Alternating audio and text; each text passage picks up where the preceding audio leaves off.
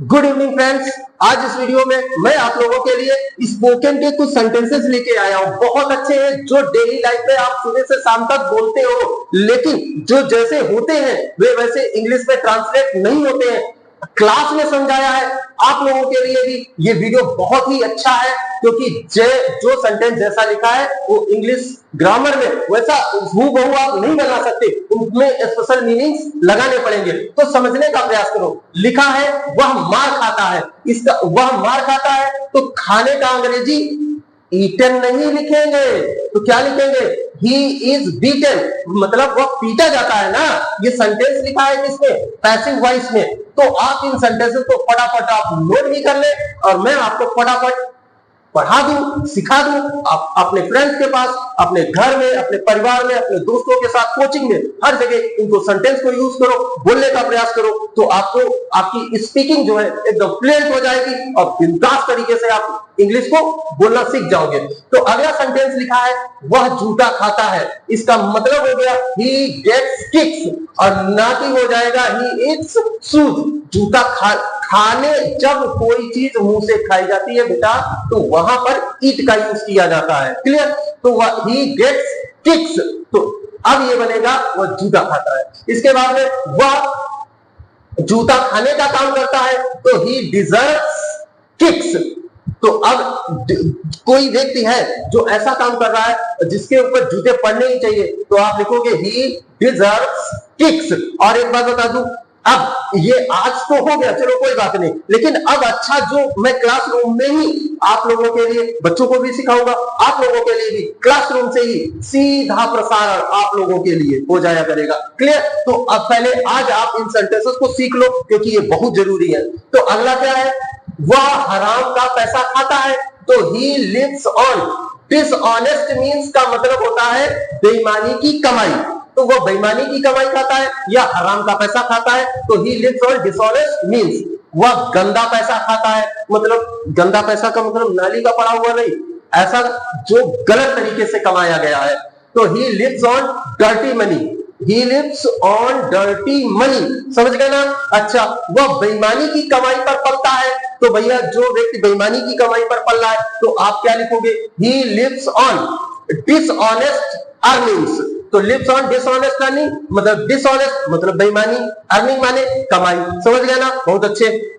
वह काले धन पर ऐश कर रहा है, तो he is living of, living of का मतलब होता है ऐश करना। समझ गए ना? किस पर?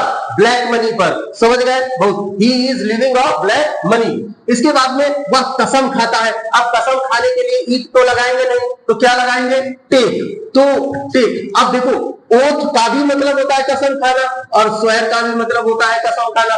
तो ओथ लगाओगे तो एन लगेगा, स्वेर लगाओगे तो आ लगेगा। क्लियर? तो ही टेक्स एन ओथ या ही टेक्स अ स्वेर। क्लियर? अच्छा, वह अपने माता पिता की कमाई पर पलता है या पल रहा है। अगर पलता है तो he lives off his parents, मतलब वह माता की पिता की कमाई पर ऐश कर रहा है। और या यहां पर ही इज लिविंग, पल रहा है, ऐश कर रहा है, किस पर? हिज पेरेंट्स, अपने माता पिता की कमाई पर। क्लियर? अच्छा, वह दूसरों की खून पसीने की कमाई को खाता है। अब भैया क्या है? दूसरों की खून पसीने की कमाई पर ऐश कर रहा है, तो ऐश कर रहा है तो आपने the sweat of others, sweat का मतलब पसीना होता है, आप जानते हो ना। अदर्स मतलब जब इन दोनों को मिला दिया तो क्या बन जाएगा? द स्वेट ऑफ अदर्स मतलब खून पसीने की कमाई। है किसकी? दूसरों। अदर्स मतलब दूसरों की। इसीलिए मैंने बोला था जैसा लिखा है वैसा ट्रांसलेट नहीं होगा।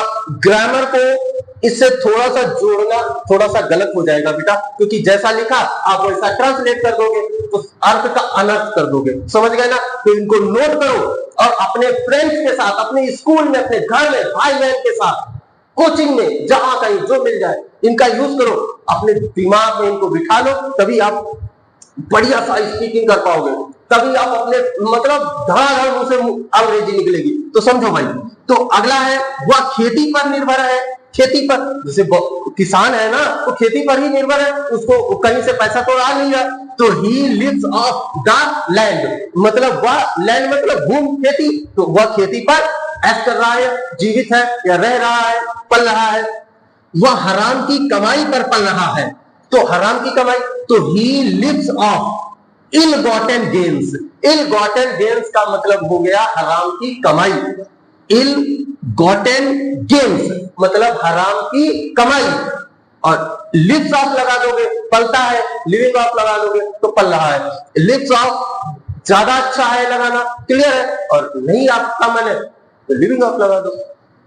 हराम की कमाई कभी फलती फूलती नहीं है, तो हराम की कमाई का अंग्रेजी ये भी बताया, इल गॉटन गेन्स नेवर, कभी नहीं, प्रॉस्पर मतलब फलना फूलना, प्रॉस्पर मतलब संपन्नता, फलना फूलना, समझ गए ना।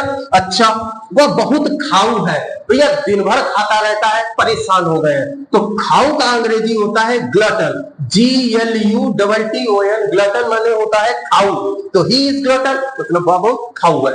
अच्छा, उसका सिर चक्कर खाता है या उसका सिर चकरा रहा, कभी कभी आप भी बोलते हो मुझे चक्कर आ रहा है, समझ गए। तो आई फील गिडी, मुझे चक्कर आ रहा है, उसे चक्कर आ रहा है, ही फील्स गिडी। मेरे भाई ये फील लिखा है, फील, इसमें कभी आईएनजी नहीं लगाते, फील का फीलिंग कर दिया, इसका मतलब हो जाएगा भावनाएं, इसका मीनिंग चेंज हो जाएगा। ये नहीं आता ना, तो मैंने प्रेजेंट परफेक्ट कॉन्टिन्यूअस का और प्रेजेंट कॉन्टिन्यूअस का भी 2-3 दिन में ही वीडियो डाला है, उसमें देखना मैंने आपको कुछ वर्ड्स बताई है 10-12, उसमें कभी भी आईएनजी फॉर्म नहीं लगती और ना कभी वो कॉन्टिन्यूअस टेंस पे बनता है, तो उनको नोट कर लेना, इसको भी नोट करो, समझने का प्रयास करो। ये वीडियो कैसा लगा, अच्छा लगा तो लाइक ठोको, सब्सक्राइब करो, और अपने फ्रेंड, कम से कम एक फ्रेंड के पास जरूर भेजना, क्योंकि मैं रोज आपके लिए एकदम बेस्ट इंग्लिश का कुछ ना कुछ जरूर लेके आता हूं। तो ये वीडियो देखने के लिए आप लोगों का बहुत बहुत धन्यवाद। और अब जो वीडियोस होंगे वो क्लासरूम में जो रिकॉर्ड होंगे उसमें आज तो चलो कोई बात नहीं, थोड़ा सा गंदा हो गया, लेकिन अब जो होगा वो साफ साफ आपके लिए बिल्कुल साफ होगा, क्लियर। तो फिर मिलते हैं अगले वीडियो में, तब तक के लिए जय श्री राम।